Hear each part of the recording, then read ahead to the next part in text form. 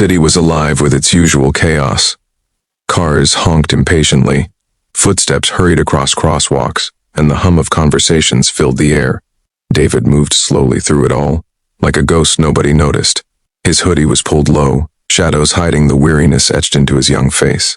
At just 28, he looked decades older, every step heavy, every breath labored. People brushed past him without a glance. To them, he was invisible. To himself, he was already gone.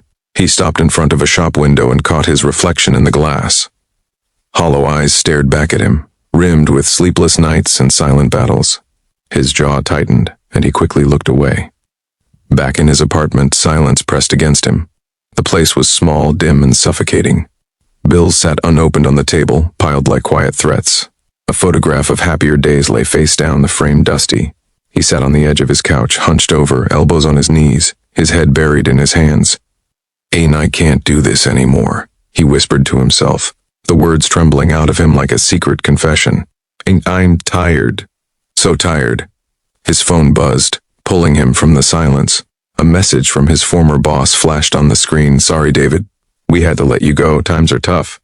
Another buzz. This time it was from his landlord. "Rent due. Final warning." His throat tightened as he set the phone aside, his chest heavy. His mind swirled with questions that had no answers. How had everything slipped away so fast? Memories clawed their way back. He could still see himself, in a crisp shirt and tie, sitting at a desk, surrounded by colleagues, laughter echoing through the office halls, promotions, handshakes, celebrations. For a time, he thought he was building something permanent. But in quick flashes, those memories dissolved into cardboard boxes filled with his belongings, an HR manager avoiding his eyes, the humiliation of walking out for the last time. The next night found him sitting alone in a corner booth of a nearly empty diner. A single cup of coffee sat in front of him, half-finished, lukewarm. His clothes were the same as yesterday, wrinkled and tired. The waitress, a woman in her 50s with kind but weary eyes, approached his table with the pot of coffee. "Refill?" she asked gently. He shook his head. "No, I don't think I can afford another one." She hesitated, then poured the coffee anyway, her movements unhurried. When he looked up, confused, she smiled faintly. "On the house," she said softly. For a moment, David just stared at her, caught off guard. Something flickered inside him, something he hadn't felt in weeks, warmth. He gave a small nod, almost a smile, before lowering his eyes again. The next day, he walked aimlessly through the city streets. The morning sun was bright, but he felt none of its warmth. His hood was pulled up again, his hands shoved deep into his pockets. He barely noticed the people rushing past until something small rolled toward his feet. A stuffed bunny, worn but loved. He looked up and saw a little girl across the street tugging at her mother's hand, tears welling in her eyes as she realized she had dropped it. David bent down, picked up the bunny, and crossed quickly to return it. He knelt in front of her, holding it out. "Hey," he said softly. "I think this belongs to you." The little girl's face lit up like sunshine breaking through clouds. She clutched the bunny to her chest and beamed at him, her eyes sparkling with gratitude. "Thank you, mister," she chirped. Her smile was pure, untouched by the weight of the world. David froze, stunned by how something so small, so innocent could feel so powerful. For the first time in months, a warmth spread through him, melting a layer of his numbness. As he walked away, her smile stayed with him. He replayed it in his mind, over and over, like a song he didn't want to end. Later that day, he flew. ND himself on a park bench, staring at a crumpled resume in his hands.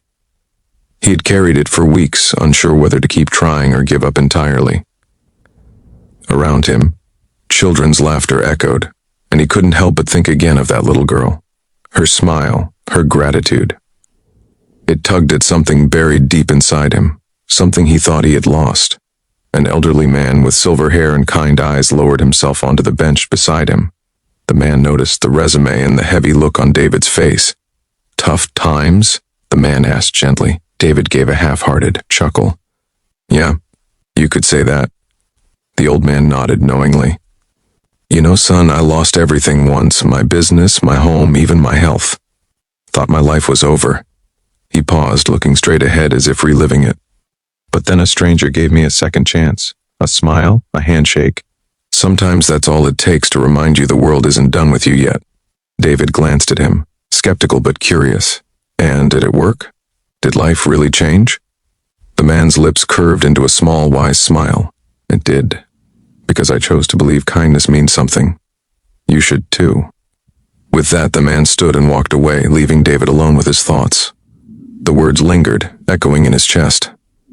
That night, David sat at his cluttered desk under the dim glow of a single lamp. He stared at a blank page in his notebook before slowly beginning to write.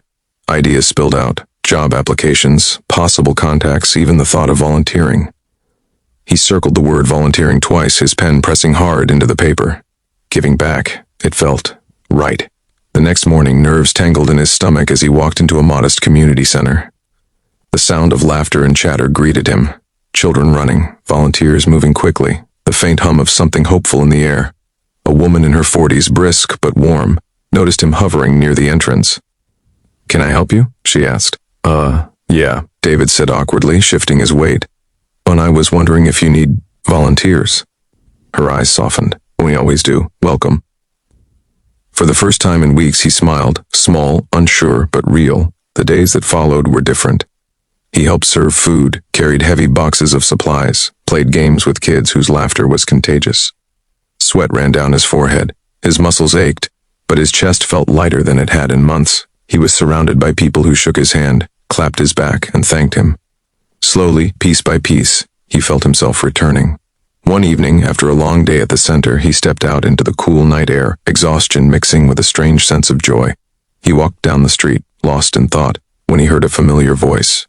"It's you." He turned. The little girl from before was standing with her mother, clutching the same stuffed bunny. She waved excitedly, her smile as radiant as ever. David felt his lips curve upward, his heart swelling. That same smile, that same spark, had pulled him back from the edge. He lifted his hand to wave back, but in that moment, everything changed. A sudden screech of tires pierced the air. The little girl's mother was distracted, fumbling with her phone. The child stepped off the curb, her tiny foot landing on the asphalt. David's chest seized. "Wait!" he shouted, his voice raw with panic. A horn blared. The sound of rubber burning against pavement filled the night. The world seemed to slow as David lunged forward, his heart pounding louder than the traffic, and then, black screen, silence, to be continued.